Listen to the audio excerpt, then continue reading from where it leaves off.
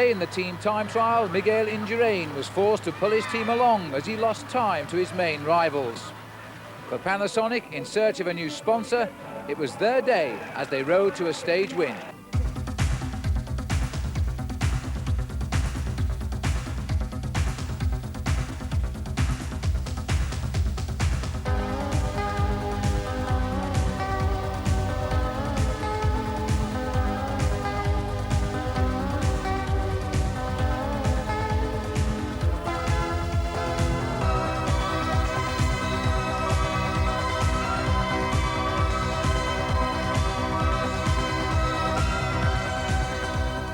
It really was a full day in the Tour de France yesterday. At 10 o'clock at the town of Le Born, the team time trial was underway. And at 12:45, the RMO team, the last to start of the 22 because they lead this race on the team and individually, they were finishing. Then at 3 p.m, the riders were down at the airport just outside of Bordeaux preparing for a flight to Paris. And at 4 o'clock, it was takeoff time for the capital city of France. At least it gave them a chance of an hour's in-flight relaxation. And for Pascal Lino, the race leader, a visit to the flight deck. At 5 p.m, Charles de Gaulle Airport and touchdown for the riders in the Tour de France. Disembarkation and then off on ground transport for a further hour's travel to the north of France and the little town of Nogent-sur-Oise. And that's where we are this morning, in the town of Nogent-sur-Oise. It's only a small town, in fact only the third time the Tour de France has ever come here. That is why the town has taken the day off to enjoy the festivities. You know, the Tour de France never ceases to amaze me. Yesterday, the whole entourage was 650 kilometers away just outside Bordeaux. Right into the night, the heavy trucks were rolling, thankfully without any disruption from the other lorry drivers, and this morning, it's business as usual. Well, the team time trial yesterday turned out to be the most important phase so far of this Tour de France. And the men who gained most, Claudio Chiappucci and Stephen Roche from Ireland. Look at this. Chiappucci and Roche. Well, Bugno lost 14 seconds to both of them. Greg LeMond lost 33 seconds. And the big loser, and most significantly so, was Miguel Indurain, who lost 43 seconds. Now, this is what has happened to the overall classification of the Classic. Pascal Lino still leads, but with a reduced lead. His teammate, Richard Virenque, is in second place. The world champion, Gianni Bugno, is now up into third place. Claudio Chiappucci to fourth. And Stephen Roche, the 1987 winner, on a high now in fifth slot. Miguel Indurain down to sixth. Greg LeMond drops 2 places to 12th. Eric Breukink down to 19th. Andy Hampson, whose Motorola team rode well, holds 22nd. And Franco Chioccioli is in 23rd position. Now today the race stays on mainly flat roads, going from here up to Wascal, not far away from the Belgian borders, where of course we go tomorrow. It should be a day for a big bunch sprint, the first we'll have seen in this year's Tour de France. It'll be a day when gear selection will be of the highest importance. Here's Paul Sherwin now to explain to us the big changes in gear technology. Do you remember when you used to ride down to the shops on your 3-speed bike? First gear was easy and third gear was hard. Maybe some of you still use that system. But in professional cycling, things have changed a little bit. In fact, they've managed to incorporate the brake lever and the gear mechanism into the same system. This is still the brake, but this large lever here at the bottom, you just have to push once to change down to a lower gear, or the equivalent of first. This smaller lever, you click once, that will change it to a higher gear or towards third. Also on a professional bike, there are 16 gears, so getting the right gear quickly can be the difference between winning or losing a race. And this is the route the riders face today, 196 kilometres, taking them up to Wascal on the borders of Belgium. Nothing significant on the route at all, and the organisers this year have not even included the famous pavés, the cobblestones that are in this area of France. But there are 3 time bonus sprints along the route, which offers 6 seconds, 4 seconds and 2 seconds for the first 3 riders across the line at the designated towns, so we might see some excitement there. The rollout this morning, 195 riders, only 3 riders so far dropped out of the Tour de France. And the man who is the leader of the race, Pascal Lino, and this couldn't have been in his wildest dreams when he went down to the start in San Sebastian. Well, we're off to Wascal. Sean Yates here, lying today 131st in the Tour de France, 26 minutes, 31 seconds behind. but he will remember the time he arrived in Vascal in 1988, the individual time trial on that occasion, when he recorded a record-breaking average speed to win the stage there. It's since been bettered by Greg LeMond when he won the 1989 Tour de France. Another rider who knows what it's like to win stages in the Tour too, Jelle Nijdam. In 1989, Jelle Nijdam spoilt the day for the sprinters when he broke away in the final kilometre and finished just in front of them all. The first sprint today coming after 19 kilometres at Argeleu.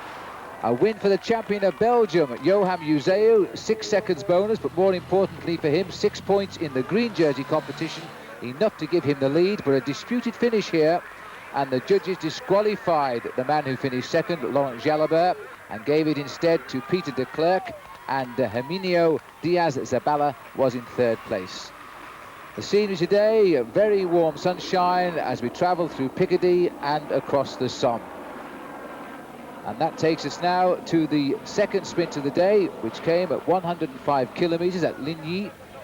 And the winner, well, Laurent Jalabert getting his own back, winning here ahead of Frans Maassen and Olaf Ludwig, because those three riders were in a breakaway of 10, a couple of minutes ahead of the field.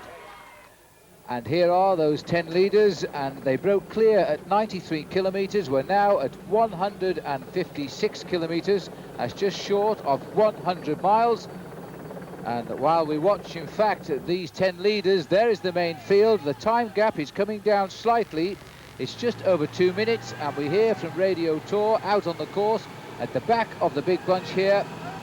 Claudio Chiappucci has got a flat front tyre, and we might manage to see pictures of that, but if we don't, we know that Chiappucci is now sliding off the back of this field and will be taking a spare wheel. In fact, Gianni Bugno, lying third overall today, has had 2 punctures, has rejoined the race without difficulty, and I find it very surprising the riders are getting back into the big field so easily today, because the race is on something like record schedules. They covered the first hour today in just over 48 kilometres.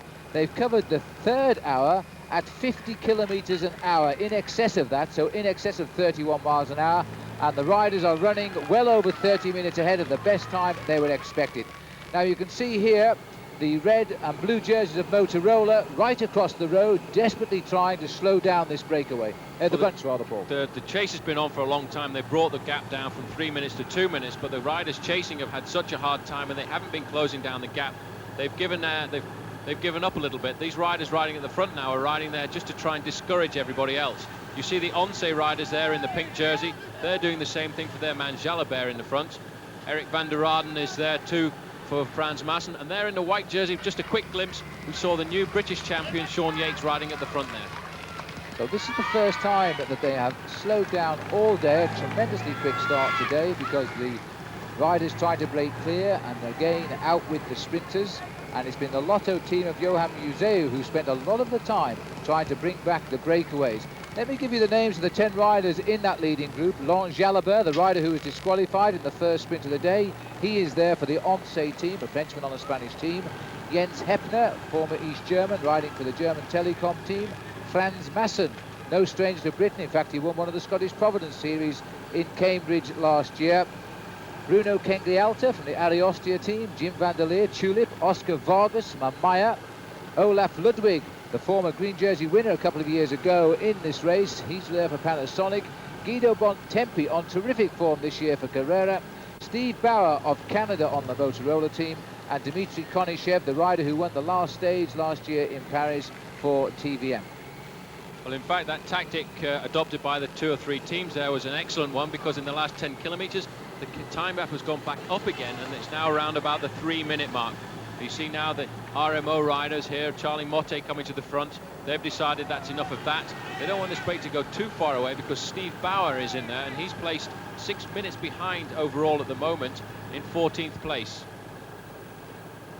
So the RMO were quite happy a little bit earlier to let the Lotto team do the chasing and try to close down the gap, but now they've found that the Lotto boys have turned off the gas, and it is time now for the leading team in the Tour de France to try and make sure that their yellow jersey here, Pascal Lino, lives to fight another day tomorrow when the race goes into Belgium. There's Charlie Motte in front of him, the team captain, and likely or not the man that we'll be concentrating on for RMO in the weeks ahead in the Tour de France, but certainly not today.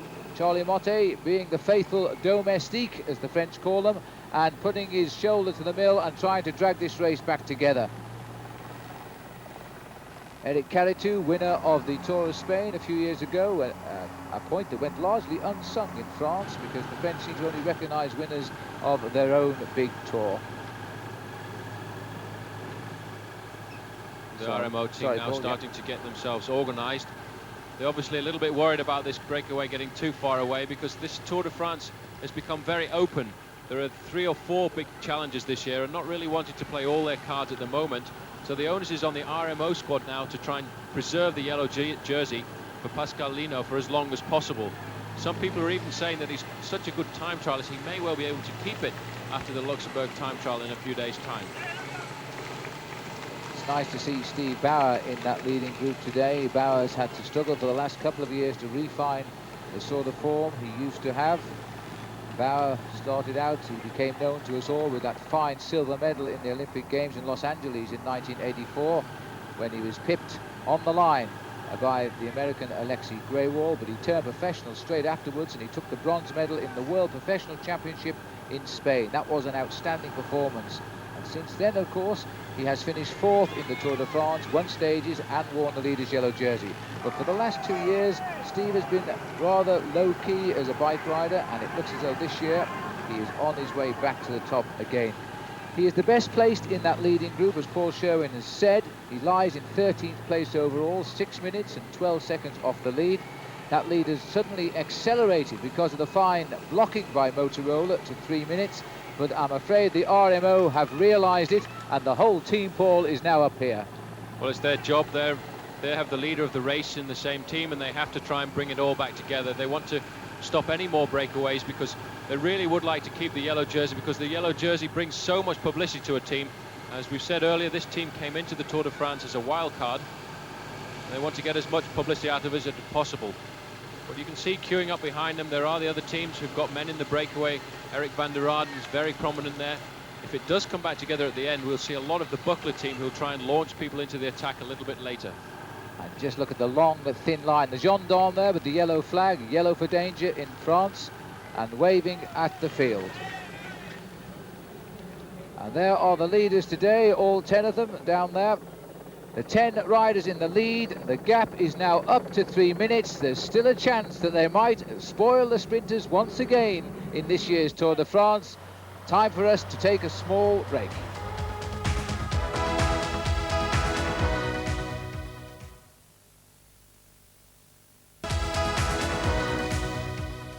Welcome back. You know, they're a tough lot up here in northern France. No messing about on tarmac roads for them. They prefer to do their cycling over the cobbles. This is a section of the famous Paris-Roubaix race, the so-called Hell of the North. And just walking over it, it's easy to see how it gets its name. Unfortunately, though, after years of posing a threat to any cyclist brave enough to tackle them, the cobbles themselves are now at risk. Paris-Roubaix is one of the great events in cycling.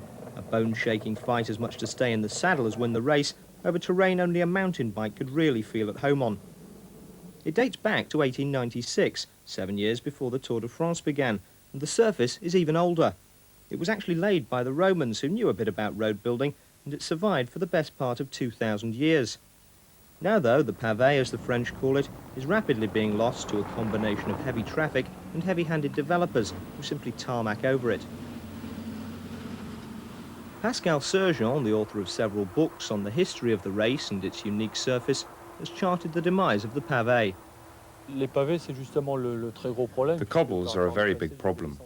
Years ago, there were hundreds of kilometres of them. Now only about 50 or 60 kilometres are left. That's really a big problem for the Paris-Roubaix races of the future. So it's imperative to preserve these cobbles. Otherwise, Paris-Roubaix will become just another race like all the others. And that's unthinkable. In fact, it's already getting perilously close to that now. When Gilbert Duclos-Lassalle took his victory lap in the Roubaix Velodrome this year, he'd ridden only 56 kilometres over cobbles on a race route of 240, which used to be pavé from start to finish. There have been attempts at conservation, though. This stretch at Arenberg is now closed off, The only motor vehicles it sees are the tractors, which come twice a year to cut the grass. The effects of age, though, are more difficult to fend off. As you can see here, the cobbles have deteriorated almost to the point of disappearance. The only alternative to having a foot-deep pothole has been to lay some rather unsightly tarmac. Along the Arenberg stretch, though, that's the action of last resort. Elsewhere around Roubaix, whole sections of pavé have been lost. Like the town of M, a strategically important section of the race in the 60s, now just an anonymous road junction. The latest plan to save the pavé is to have it listed like historic buildings. If that fails, though, Paris-Roubaix is unlikely to survive long beyond its centenary race in 1996. So, Gary, well, we certainly hope not. And we're now looking, and it's just the second happened. Steve Bauer has attacked and gone clear at 10 kilometres from the finish. Right under the banner he went, and with him has gone Bruno Kengialta. There's the rest of this 10-man breakaway, and they are holding off the big charge today, believe it or not. And in fact, Miguel Indurain crashed at the 20-kilometre point, but he is now back in the field as well. Let's have a quick look at the statistics today. 195 starters this morning, but one has given up. Bernd Grön of the Telecom team, he gave up earlier on today, but the average speed today is absolutely tremendous. It's averaging at 47 kilometres an hour, and at the moment we're on a tour record speed of 39.768 kilometres an hour. The leaders, the race lead being held by Pascal Lino, the King of the Mountains being held by his teammate Richard Virenque with 80 points. The green jersey being worn today by Richard Virenque with 49 points, but in fact, because Johan Museo won the opening sprint of the day, he is now waiting to claim that green jersey at the finish.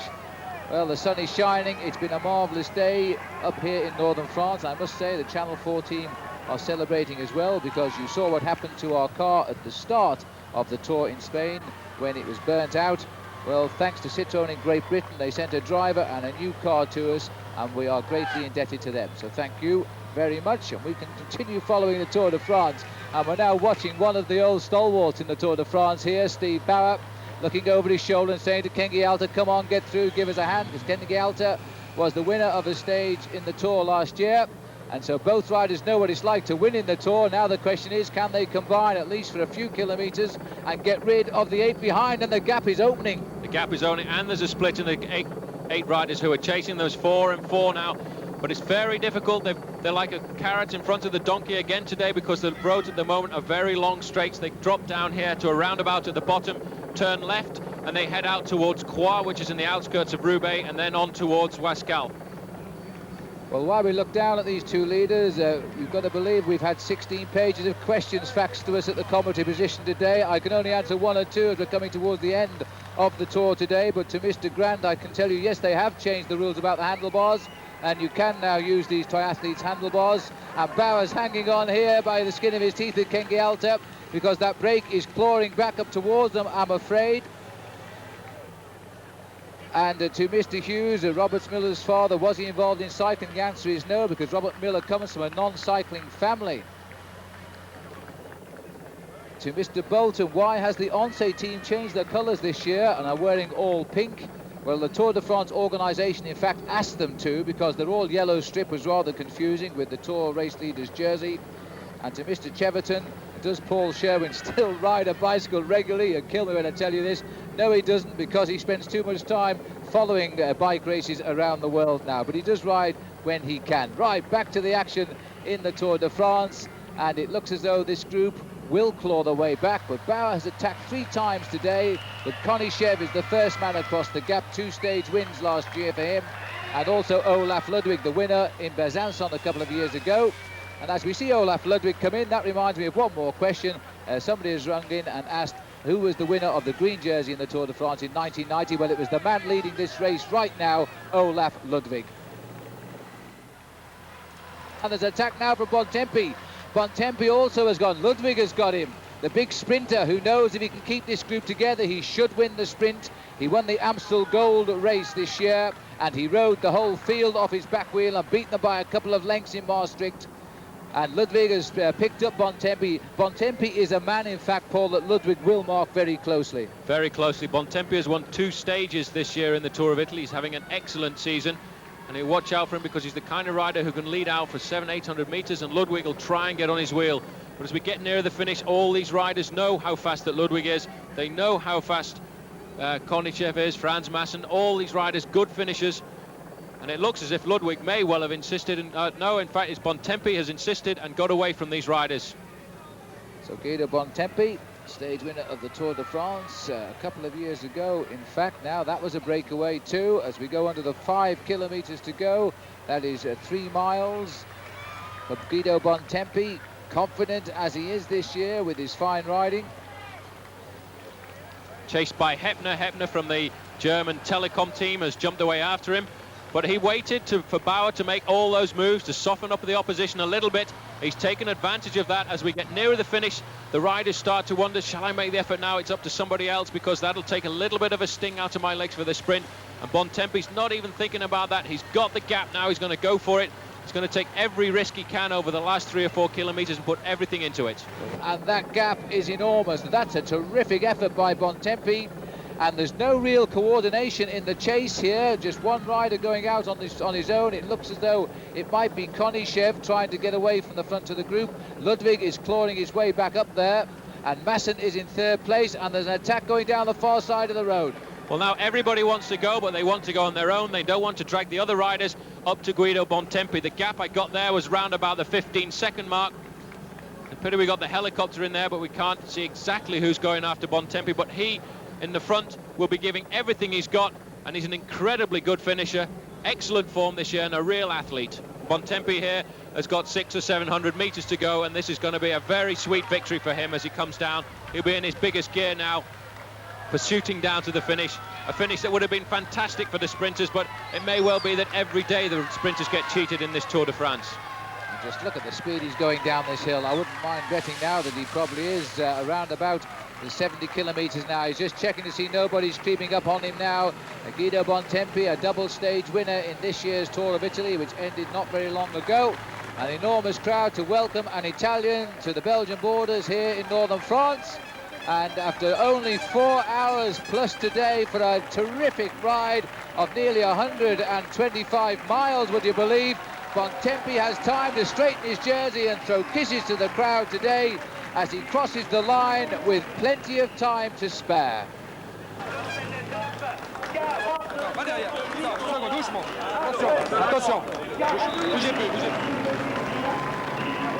Konichev is second, a big sprint for 3rd place, and it's Olaf Ludwig showing what he would have done if Bontempi hadn't have beaten him.